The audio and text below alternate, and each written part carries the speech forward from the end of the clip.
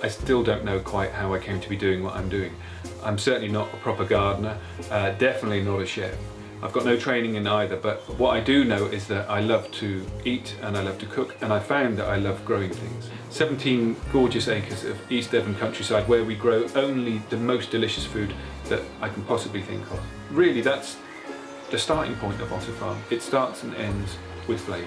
I'm Mark Diacono and this is Otter Farm. So the seed for Otter Farm was really sown in the first Mulberry I ever ate, which was maybe 3 years before we came here.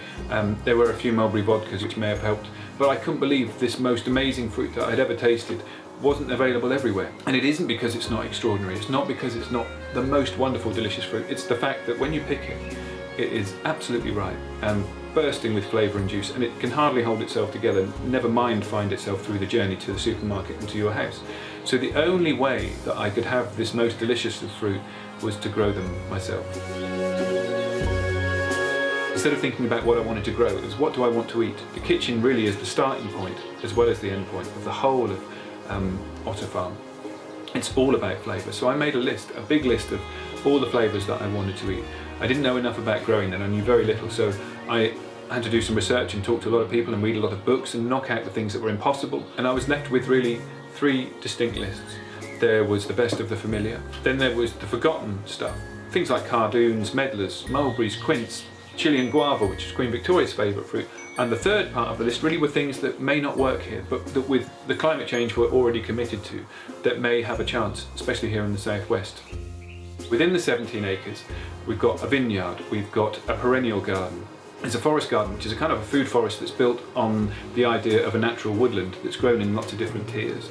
There are orchards of all sorts of things. We've got edible hedges. So at the moment we're picking lots of elderflower and so on. We're kind of in that bit where spring is taking a little dip into summer. In a few months' time we'll be getting more from that. We'll be getting Szechuan pepper. After that we'll be getting autumn olive. So there's treats all the year round. There's a veg patch too. It isn't all unusual stuff. There are plenty of familiar things. Things like peas and cucumbers and courgettes and all of the wonderful stuff, but only the most delicious variety of them. A year at Otter Farm. We're in the shepherd's hut where I wrote most of it, out here in the garden where I grow most of the food that's in this book. It's a journey through the seasons, month by month, and it's a plot to plate book that tells you enough about any of the foods that are in here so that you can grow them yourself. But really, it's all about flavour. It's about getting the best you possibly can out of the best ingredients around. That is knockout.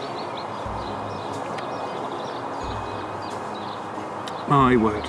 There are lots and lots of recipes. There are plenty of stories and kind of things that have happened over the course of the years and of course over the course of the seasons within it, and there's a little bit of gardening advice. But really the whole thing is about flavour and it's about enjoying what you eat. It's about wonderful recipes. A year at Otter Farm. I hope you enjoy it.